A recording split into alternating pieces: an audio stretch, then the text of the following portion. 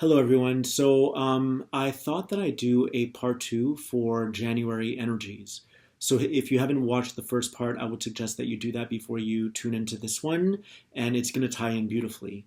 In the first video, I talked about how this year, 2019, would be a year of no excuses. And to be quite honest, I just blurted that out. I didn't understand where that was coming from, but it made a lot of sense when I received this codex of information that I'm going to relay over to you guys today. The first download I want to share with you guys is in order to have peace on this planet, it has to start with us. It really does. You cannot point fingers anymore. You cannot come up with some sort of an excuse as to why you're unhappy, or, there's usually something in your field that's trying to be communicated to you by your thoughts. And your thoughts are like your advisors, and that came to me too. They're like your little galactic advisors that are trying to show you, and this doesn't matter whether they're negative or positive, they're trying to point you in the direction of where your blockage lies. You can think of it as an implant, you can think of it as an energy block, or anything that you haven't really dealt with yet.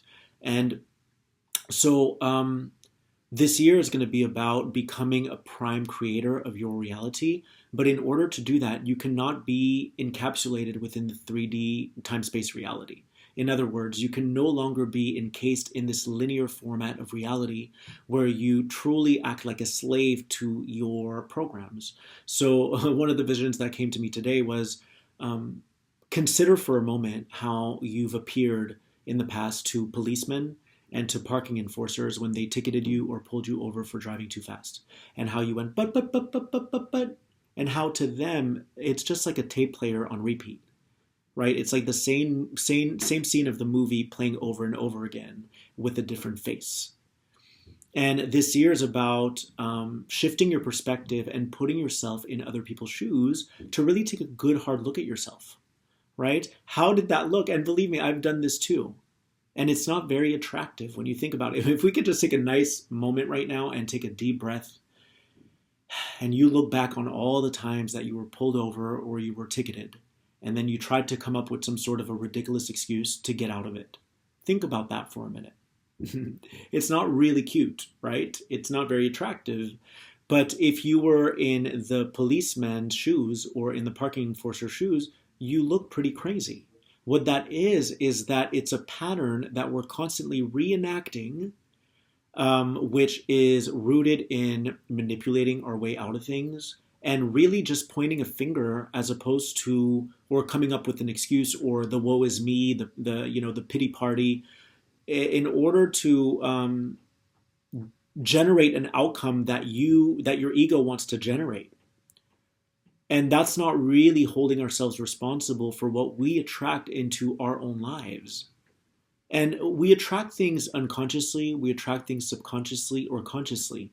This year, we really have to start taking the overview and encompassing all of those, the unconscious, the subconscious, and the conscious. Because at the end of the day, if it appears in your field, if it shows up in your life, you're responsible for that. So if you were driving too fast or you didn't add money to the meter, you didn't do that. So in order to have peace on this planet, and also to extend that peace out into the cosmos, because I know there are galactic wars, in order to thread that energy into the entire collective, globally, cosmically, and universally, we have to start taking our accountability for what it is that we attract into our own reality. So I know it's like a hard pill to swallow, but think of how crazy you looked every time you were pulled over. I did it too.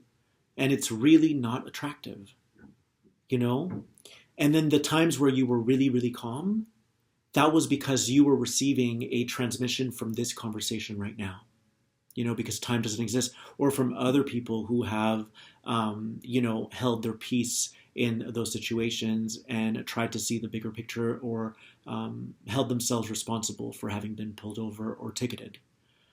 Think about that for a minute. I know that might be a little too much right now for your brain to handle, but maybe not.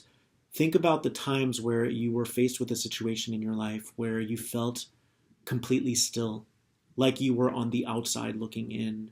And even though you were in this horrible situation or this chaotic situation, somehow you maintained your composure and you upheld your frequency, that's because you were receiving information from the crystalline grid. You were receiving information from us, you and I having this conversation right now. And even though you might respond to me or reply right now, but that makes no sense, it was in the past, how could I have felt peace from this conversation? Welcome to multidimensionality. All right, and maybe you're not meant to fully register that information now, and that's completely okay, because I'm not gonna talk about that too much right now. However, this is going to be the year of no excuses. It's going to be the year where we step forth and we step onto our path of truth, of accountability and integrity. And when you do this, you start to graduate from the 3D matrix. And I don't even want to say you're graduating. You're pretty much busting the system of illusion, that system of control, all those structures that try to dominate your reality through your unconscious mind. And every time we've had a knee-jerk reaction, like, why are you pulling me over? I haven't done it. Every time we do that, all we're doing is we're replaying or repeating a pattern that's already been played out a million times. Think about that. So what do you think you look like from the outside in, or to your guides when you do that? You look like a robot. You look like a robot who's completely controlled by forces that are third dimensional. That's what you look like. You look like a robot.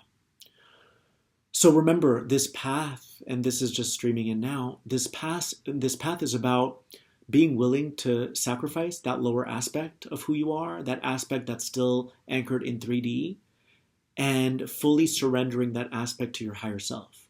So in that moment that you get pulled over, I'm just going to breathe. Yes, I was speeding. Yes, I did forget to add money to the meter. And as you breathe into that part of you, you're truly starting to reverberate that energy of healing for other people to pick up. So anytime that you deposit that recipe of love, of composure, of stillness, of peace, of calmness, you're actually depositing that recipe into the entire collective. But you're also threading it back to past timelines, which is why some people in the past were a little more advanced, because they were tuning into us right now. All right?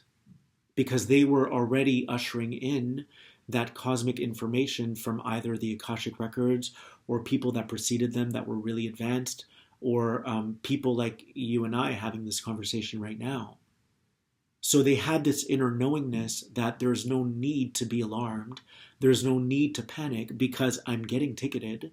So how I respond to the situation is going to determine whether or not I increase my frequency or I just go back to old ways, which doesn't really make me stand out from the crowd. This path is about being a soldier and being like, I'm going to stick my neck out for all the beings that preceded me that were ignorant or oblivious, and all the beings that are trying to send me these transmissions of higher thinking.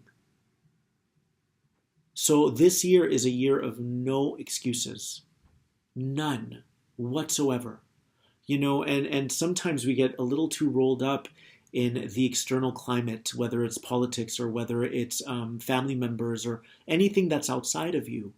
We get so overly involved, not realizing that the only thing that's driving us to get involved is something within us that isn't peaceful. So if we want peace in the world, it's going to happen from the inside out. It's not going to happen by going outside and trying to modify the weather.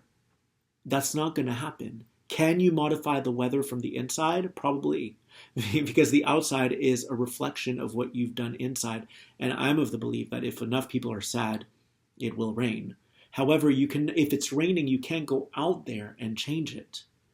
You cannot go out there and change it. You have to go inside and change it and find happiness, and then the sun might come out and a rainbow appears. So many people are still very much under the control of dark magicians. And by dark magicians, I don't just mean the cabal or these control structures. a lot of the people in politics are really just puppets to those dark energies or to those energies of dominion. So there's a lot that goes on behind the scenes that we can't see with our physical eyes, because this is an energetic universe. It's a vibrational universe. And there are different forces that are vying for control, as above, so below. So what you witness in your everyday life is happening energetically. And we're just the channels of that. That's why a lot of those X-Men movies, those directors, those editors, they may be completely unconscious, but they're still channeling information of truth from the cosmos. So if we want to see that peace start to wash over everyone in the world, we have to be those living, leading examples.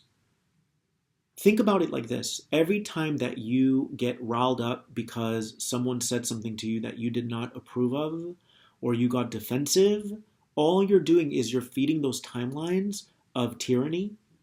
You're feeding those timelines of violence. You're feeding those timelines of conflict and of duality. So every time you have a negative reaction, all you're doing is you're energizing timelines that are essentially obsolete. But if they manage to get your energy, they can actually remain alive. So I'm going to share this download that I got a week ago because it's the perfect time to share this. The darkness knows that it's already lost, all right, or that it's evolved, and it's not, it's living from the heart now, or it found its way back home. So I'm just giving you a bunch of examples, but let's just say, stick with me for a minute, that the darkness knows that it's already lost. Well, in linear time, it can, even though it's lost within a non-locational or multi-locational viewpoint or multi-dimensional viewpoint, in linear time, it can extend its life span by trying to bottle your energy when you feel angry, when you feel disharmonious, when you feel and you act on those fears. I want you to take a deep breath because that's a big, big statement right there. So from the vantage point of the Pleiadians and from the Arcturians, they're fine. They may not have tyranny or any sort of tyrannical events going on their star system. However, that's because they're in the future. They're in a place and space where darkness has already lost, right? And so, or it's evolved, because I don't want to just point the finger at darkness. It's not like that. Darkness is really just energies that are petrified and they're not able to see. They're blinkered, right? Like a horse with blinders. So they're not able to see that there's another way. So they are operating with the weapons that they have. And some of those weapons include getting you riled up so that they can take your energy. It can be about puppeteering, people in politics or whoever in your life to then try to funnel your energy. So the way that darkness stays alive, and this is a huge piece, so please try to, if you have to rewatch the video, in linear time, the way that they extend their life and they keep this loop going within the 3D is they will try to harvest as much of the energy that they can, and I'm speaking of lower vibrational energy, lower frequencies, and that will keep them looking young. Like in those movies, that's just hitting me now, where the witch is like an old woman, or in Game of Thrones, you had one of those too. And the way that they remain young is they bottle different magic potions. For them, that magic is taking our soul's energy in order to youth and in order to extend their lifespan. So think about that. And I didn't think I'd share this piece today, but obviously I was meant to do this video. So this year is about fully holding yourself accountable, because how you respond to your external reality has a direct impact on the external world. So when you look at politics, it's really just a mere reflection of where we stand as a collective. Maybe not as an individual. So you might be someone who's extremely heightened in your consciousness. But as a collective, if you were to take the sum total of where we all stand, meaning people who are awake and then people who are really asleep, and you were to average that out, well, what we see on the external world is exactly where we stand as one. Because remember, we are one. All of us, whether you're advanced or whether you're asleep, we're all in this together. Okay? So the political climate, what you see in your everyday life, is really just a reflection of you at a personal level sometimes, meaning that how you respond to it is definitely indicative of whether or not you're a slave to the 3D, but also of the collective. So when a cop stops you and pulls you over, then it's like, okay, there's nothing to fight here. There's nothing to defend. I was in the wrong. And I promise you that if you start to implement this in your everyday life, everything in your life is going to start to change very rapidly. But we've been ingrained with this idea that the problem is out there in the world. And it's not. It's in here. We constitute the entire cosmos. We have the entire cosmos inside. So if you start treating your inner self like the planet Earth, that's having a planetary consciousness, start treating your mind like the planet. And every time you're mean to yourself, right, you're actually abusing the planet. And every time you make an excuse, you're abusing the planet. And you're not really stepping into responsibility, into integrity. And that energy gets, siphoned, and it keeps the system of control and dominion alive. That's what it does. It's like a machine that vacuums your energy. And, I'm going to go there, but when you're angry with people and you take it out on them, you're actually sending energy to someone who is considering killing someone, and you might be giving them that extra boost to go ahead and do it. I felt a lot of you when I said that contract inside. But that's how powerful you are. Every action, every thought, every response lends to something. Where do you think your energy goes? It goes somewhere.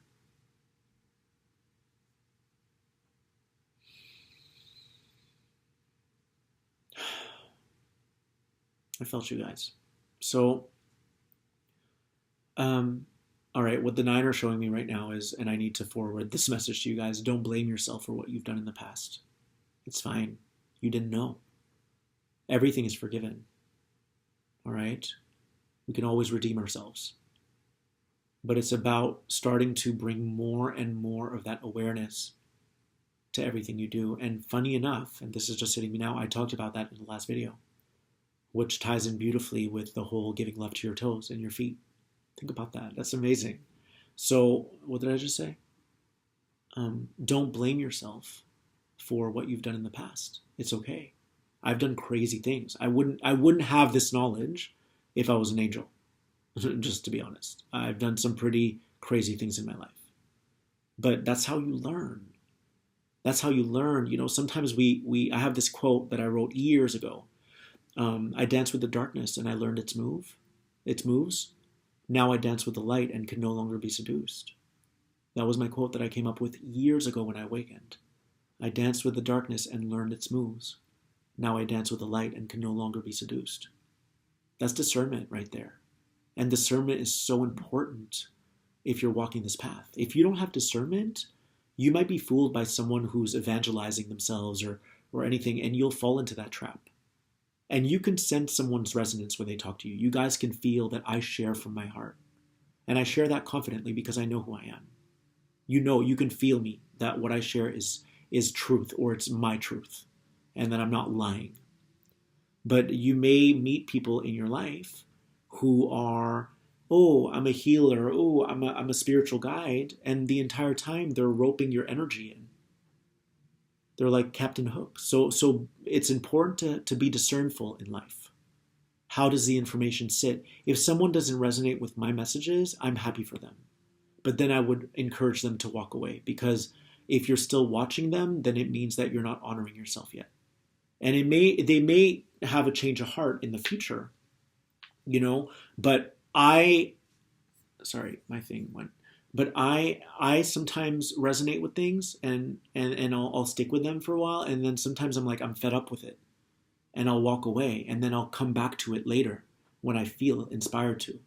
So if for any which reason someone doesn't resonate with my messages, then I would encourage them to walk away, because if you keep tuning into something or to someone's Instagram page that you're not fond of, what does that say about you? You know? Now, unless you're able to observe it and learn about yourself, meaning how, let's say you follow someone on Instagram that you despise. Well, if you were to go on their media but step into the observer and just try to extract data about yourself, about where you still hold judgment, then that would be okay to do. But most people don't have those tools yet. They're not able to just observe things and study them. That's why I'm saying you're kind of dishonoring yourself if you tune into someone that you don't really mesh with or gel with, because that then states that you're not loving yourself yet and you're not really honoring yourself yet. But I think you guys can feel that I share as much as I can. And obviously I'll never be able to share it all, because I truly get downloads all the time. And the downloads I got like in 2011, 2012, I rarely share those. So it's like I get information and I keep it moving. I'm always moving on to the next. So that was just a sidebar. So 2019, if you want to see change in the world, like if you are, partaking in some sort of an activity, or you've read a book and then you push that book onto someone who doesn't like to read, well, you're hurting Mother Earth. All right. If you are on a path of veganism and you try to impose that on other people, and I'm not saying anything about vegans. There are conscious vegans and unconscious vegans. It doesn't matter what you are. It doesn't matter what religion you practice. It doesn't matter what you do in life. It's not about that. These are just examples. It's about whether or not you're doing it consciously or unconsciously. That's why when people tell me like, should I become a vegan to become spiritual? No, because you're still focused on the outside. If you become a vegan, that should come from inside. Like you have some sort of an epiphany and you're like done. Anyway, I don't want to talk about that right now, but that was just an example. If you read an amazing book, like people who know me, they know like I really believe in myself. So the people like my mom, my sister, they know like don't tell Phil what to read or what not to read. Like they already know that I have an aversion to that. Like I'll be like, don't do that. Don't tell me what to do. Like, and I'm not doing that from the ego. I'm doing it from the discernment or the understanding that if someone's trying to push something on me, they don't know me yet, because I don't like being told what to do. And a lot of starseeds don't. We just don't like to be told what to do because we have this inherent knowing that we are special and that we want to solve this puzzle on our own or together, or the people who really respect each other. But if someone can't read my energy, that I don't really like to be told what to do, then they obviously don't know me. So I wouldn't take their advice anyways. Would I take advice from someone who loves me and knows me? Yes, I would, because they would know that I don't like to be given advice too, but they would come from the heart, from love, and I would feel that. But most of the time, my friends, my family, ever since I was young, I've never liked to be told, like, hey, I read this book, you should read it. I don't like that. It's off-putting to me. It really is. And I kind of recede when someone does that, because the people who genuinely love me in my life, my mom, my sister, my dad, like I'm very fortunate to have an amazing family. It wasn't always that way though. When I awakened, I had to separate for a while. It was like an individuation process where I had to step away because they didn't understand why I wanted to move to LA or why I had this awakening, and I was talking about the third eye. So for a while I had to be bold enough to step away. And then, eventually now we're amazing, but they know me. They know like Phil knows what he's doing. Don't tell him what to eat, or don't tell him what he should or shouldn't do. Like I just don't respond well to that, because I don't buy into that programming. A lot of people operate from fear, and then they try to push something onto you, and it's just coming from fear. I've always followed my own instinct, and it's gotten me pretty far. All right, I've been someone who's been in mental institutions. If I had listened to my family back then, I probably still would have been living in my mom's basement without a job and on really heavy medication. So starseeds don't like to be told what to do. We just don't. How did I get to this? How did I come to this? I was talking about Someone? All right. So I was talking about like this is the year of no excuses. So don't make any excuses for your creations anymore. If you sped up and you got pulled over, you created that at an unconscious level, or maybe it was conscious. It doesn't matter, right? This is another download I'm getting just now. That's kind of how it works when we die. Like we go, oh no, but I know I shouldn't, and your guides are like, turn around and go back. Come on, you know better. You know, kind of like a police officer, like, come on, like you were speeding. Come on. So that's just a little joke for you guys. When we transition and we knew we hurt a lot of people in this life, or we backstabbed people and never really owned up to it. Well, guess what? When you go and when you transition to the other dimension and you meet with the council, they're like, "Come on, you know, you shouldn't have done that." And you're like, "I know, I was speeding. I know, I hurt that person." And you come right back. So, a little side joke for you guys. So, year of holding ourselves accountable. Now, I'm going to go ahead and move on to the next topic. I can't believe I'm almost at 30 minutes. So, I was being shown in bed last night, and I almost did a video last night, but I was like, no, I need to honor my sleep and myself. So, I was shown the vision of a pelican, and how in those Disney movies you have the pelican that's carrying the baby, right, with its beak. So, I know that a lot of people are experiencing some tumult in the first 2 weeks, 2, 3 weeks of January. So some of you are dealing or wrestling with some sort of a decision you have to make because you're having to wrap up a lot of karmic issues and be courageous enough to step onto your new path. And that can be very, very daunting. Okay, I understand this. And when you have high emotions, it usually means that you're at a node point, and a node point is like you've been here before many lifetimes, but maybe in other lifetimes, or last year you weren't brave enough to actually fully face that lesson or to fully overcome that fear. So usually when we have high emotional spikes, it usually signifies that we have it's like a bundle. Think of it as like a cluster of karmic energies that are ready to be cleared once and for all, so that they don't replicate themselves and show back up in the future. Because that's what usually happens. If there's something that we haven't dealt with, it will usually weasel its way into future scenarios. That's just the law of karma. It's just how it works.